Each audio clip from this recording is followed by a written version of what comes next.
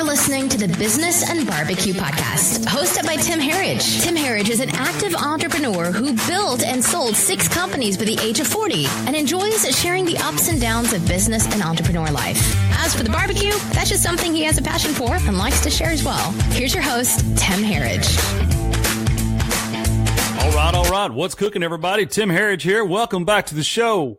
Today, we're going to talk about entrepreneurial lessons from Tiger Woods. Now, Tiger Woods is not my guest today, but most likely you're just like millions of other Americans, and yesterday you either heard about or watched Tiger win the Masters. It has been a long time since Tiger has won a major championship. It has been a long time since his first win at the Masters. As a matter of fact, I just want to take you through Tiger's career.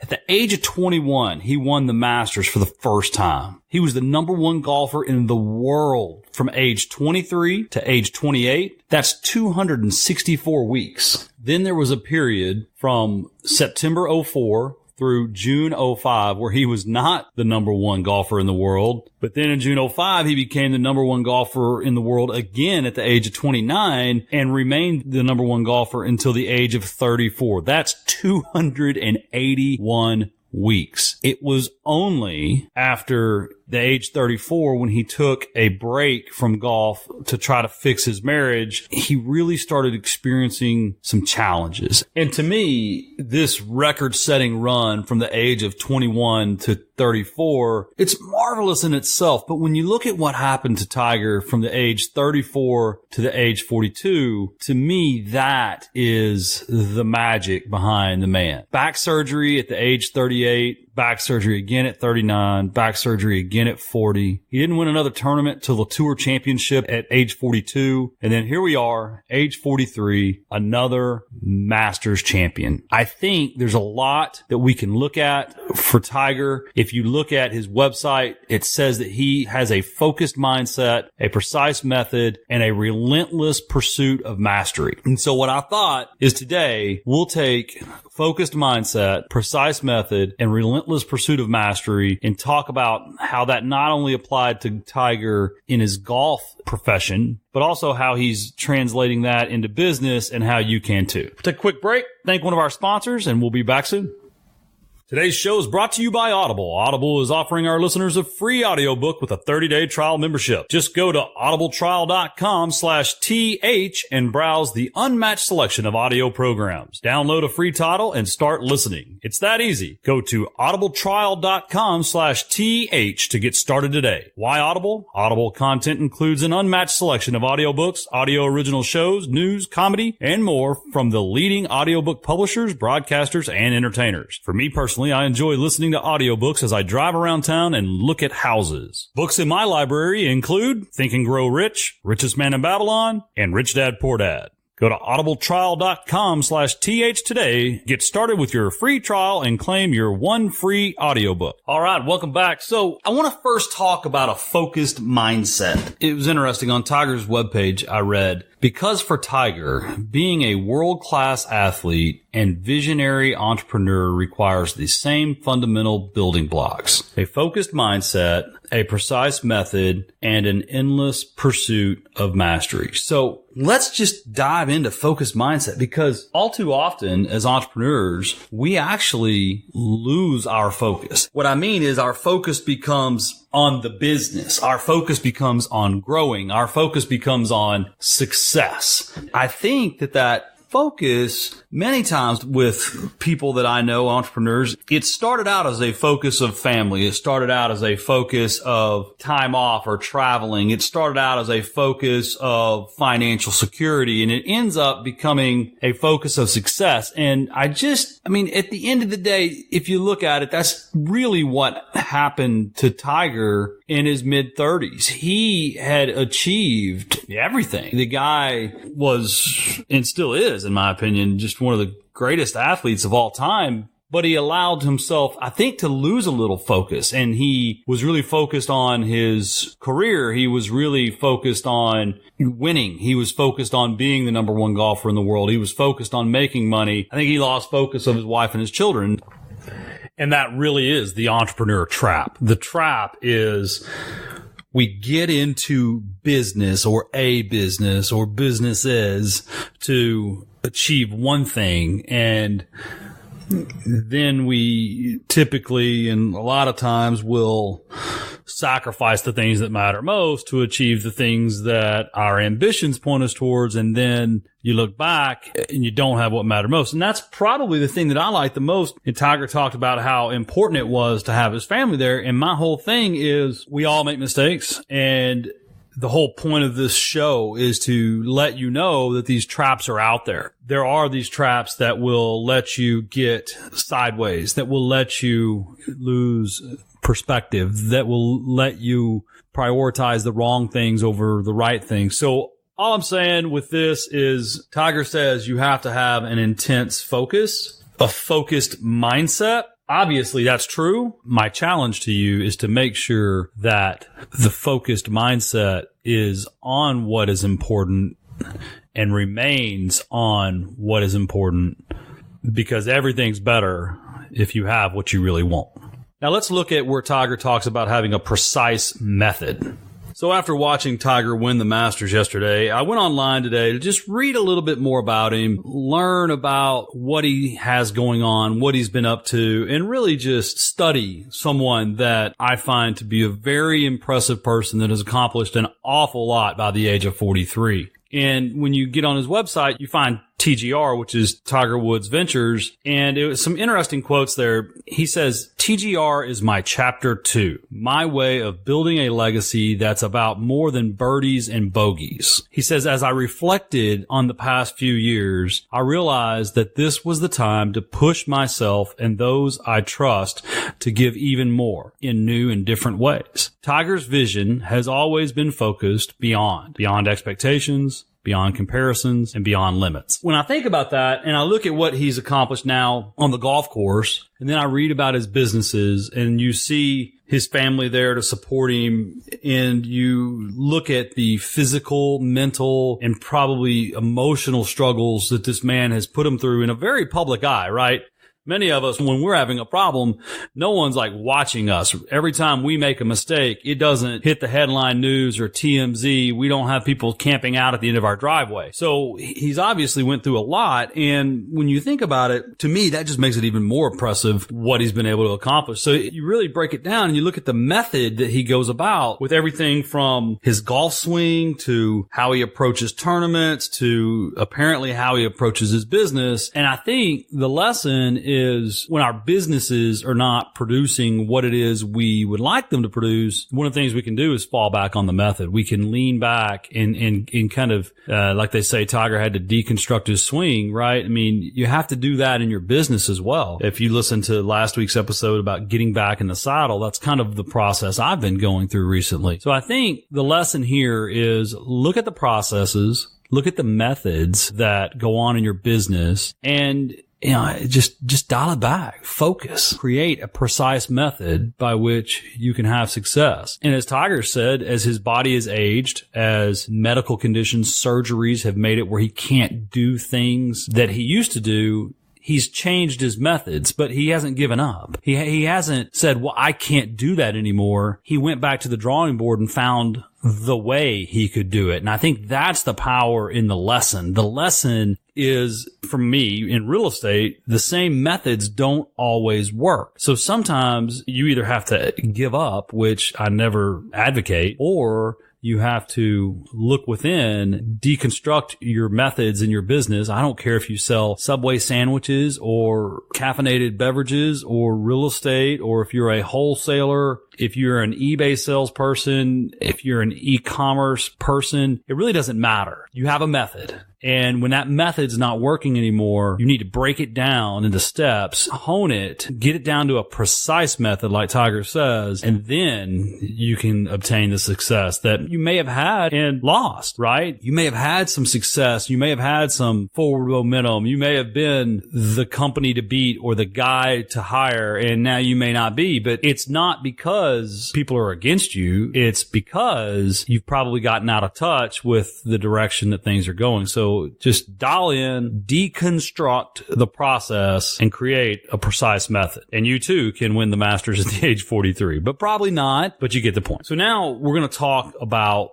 relentless pursuit of mastery. Okay, this is one of those things. Obviously, he did just win the Masters, right? So when you move on to mastery, right? Tiger says in entrepreneurialism and in athletics, he has a relentless pursuit of mastery. One of the quotes, again, from his website today, I was just reading about him. It was just so impressive yesterday, and I saw so many people posting things about him, and I thought, I'm going to do some research. And one of the things he said on there that I wrote down was, no matter how good you get, you can always get better. And that's the exciting part. And I was like, wow, okay, this guy is excited about trying to be better. And, you know, often in our businesses, we're not excited about trying to be better. Often in our businesses, we're just trying to get by. Often in our businesses, we want to blame other people or other things. We want to blame the Republicans or the Democrats. We want to blame the market. We want to blame the Fed. We want to blame Amazon. We want to blame all these people when really and truly in life and in business, they say you're either growing or you're dying. I choose to look at it different. I don't think you have to be growing per se, but I do think you have to be getting better. Every day you should become a better version of yourself. Every day you should try to have a better business. Every day you should try to have better advertising. You should try to have better lead conversion. You should have better follow-up processes. You should shorten timelines. I think, don't take my message wrong. I'm not saying that you have to be trying to get bigger, right? I think I'll be driving that point home for a long time because I allowed my companies to get too big because I was trying to be better. And to me, it's you don't want to be bigger necessarily. I mean, if it happens, it happens. Just get better. Every day you can wake up and create a process. You can refine a process. You can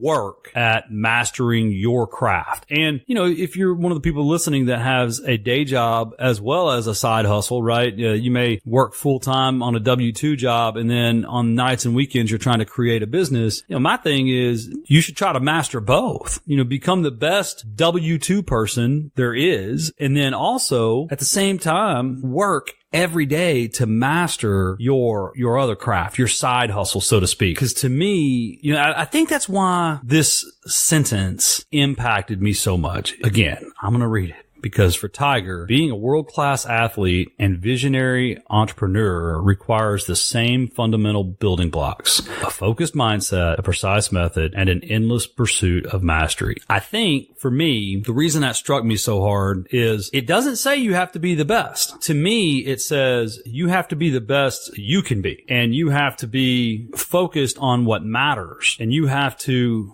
do things the right way every time. And you have to understand that there is always a way to get better. And it's arrogance to think that you're perfect. So every day as an entrepreneur, what we need to do is challenge ourselves the way Tiger Woods challenges himself. Wake up with a mindset that is going to be precise and relentless. I think if we do that, we'll have more of what we want. And again, when I say have more of what we want, I'm not talking about a Lamborghini. When I say have more of what we want, you could want more time to go fishing. Buddy of mine, Stuart, he fishes all the time. And I just love that about him, right? You could want more time to eat barbecue, like me. You could want more time to coach your kids' football games. You know, yesterday I coached my son's football game for, I think I was there 4 hours, 5 hours. And then we went to eat barbecue at Sideways Barbecue in Rockwall. But we got there, you know, the whole day was about football. It was about my kid. And I was so proud of him. He did so well, and the whole team did well. So I got there at 1, got our team ready, coached from 2 to 3, and we're in this new league, and there were some new kids on another team. And it was one of those things, we allowed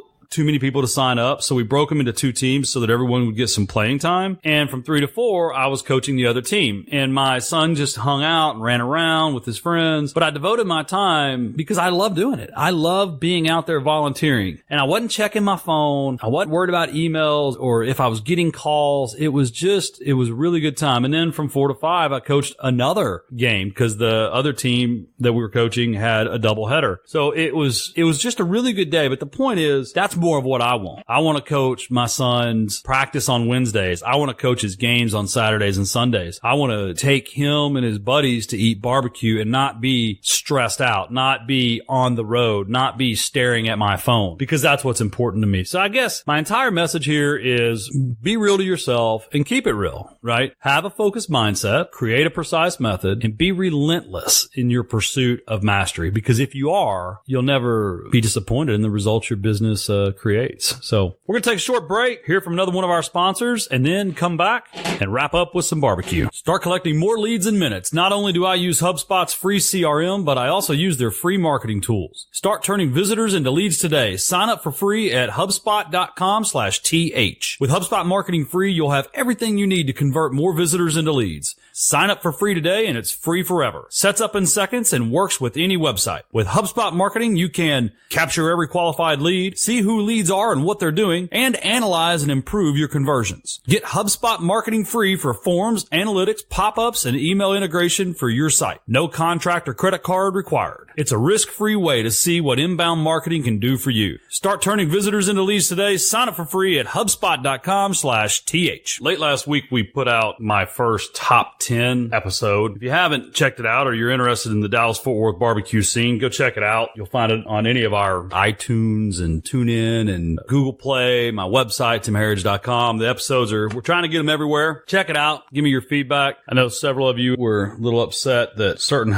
places weren't on the list. Thank you for those that have actually sent some good recommendations on where to go. We're going to check those out. In the month of May, we're thinking about doing a barbecue tour in Dallas-Fort Worth. If you're interested, drop us an email at barbecuebbq@timheritage.com. We're also considering doing some live shows from different barbecue restaurants here in the Dallas area. And time goes on down in Austin, other places of Texas, Memphis, North Carolina, South Carolina, really try to do some shows from different places that I've heard a lot about. And I am excited about getting the chance to go test them out. It's been a really interesting year for me in the barbecue aspect of it. Like I said originally, the barbecue is really just a metaphor. It's about having more of what you want. And I've really been blessed to be able to focus on that. We recently sold one of our companies and we closed down our office. And I even recently started working more with some folks here in Dallas, Randy and Shelby, where they are helping me answer phones and run some appointments that has really allowed me to spend some more time doing what it is I care about, which is obviously eating barbecue, but also spending some time with my wife in the mornings, working on building a new house behind my mother-in-law's house, working on some professional development, spending some time with my older son while he's getting ready to go to college, looking at the San Antonio real estate market, thinking about buying Airbnb property potentially, or at least expanding my rental portfolio down there, coaching my boys' football team and going to his jiu-jitsu practice. You know, my time when I was with corporate America, there were weeks that I was on a plane 3-4 days a week. One week I was on, I think, 7 or 8 different flights between got up in the morning on Monday, flew to Vegas, meetings in Vegas, flew to Salt Lake City. The next day had meetings in Salt Lake City, flew to Southern California, had meetings there all that day, took the red eye to New York, had meetings there the entire next day, flew down to Charlotte, had meetings there the next day, and then flew home on Friday night. And I remember that feeling when I hit the ground thinking, I wasn't even sure what city I was in. And the other day I was listening to a podcast, and don't get me wrong, I heard someone that I really respect talking about their travel schedule and how they're always on the road and they're only home 2 or 3 nights a week, and they're talking about having kids, and they already have kids. And I was like, man, dude, you are missing the point of having children. This person's a very successful entrepreneur, and you just wonder if people are able to focus on their priorities or if they're only focused on their success and ambition. Because I haven't heard a whole lot of stories about someone laying on their deathbed saying they wish they had done more business. I've heard stories of people regretting not spending time with their family. I've heard stories of people regretting things they did in life, but I don't know. I mean, I'm not going to be one of those people that says, I wish I had worked more. That's not going to be me. So next week, I'm excited. We're going to talk a lot about pipelines and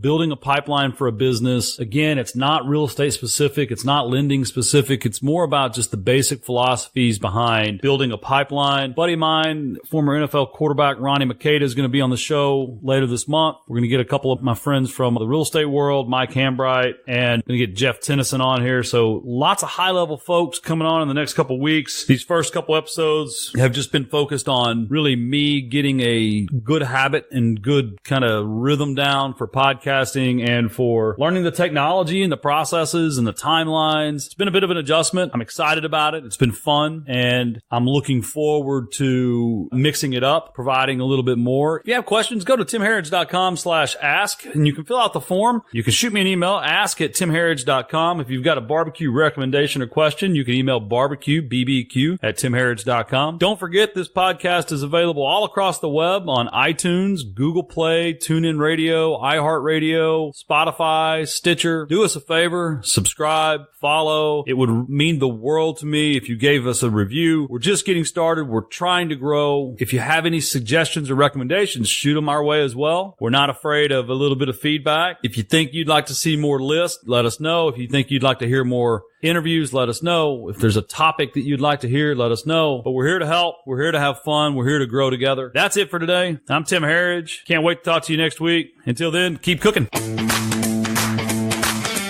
Thanks for listening to the Business and Barbecue Podcast. Make sure you check out our other episodes and stop by timherridge.com to say hi. We want to hear from you. Until next time, keep cooking.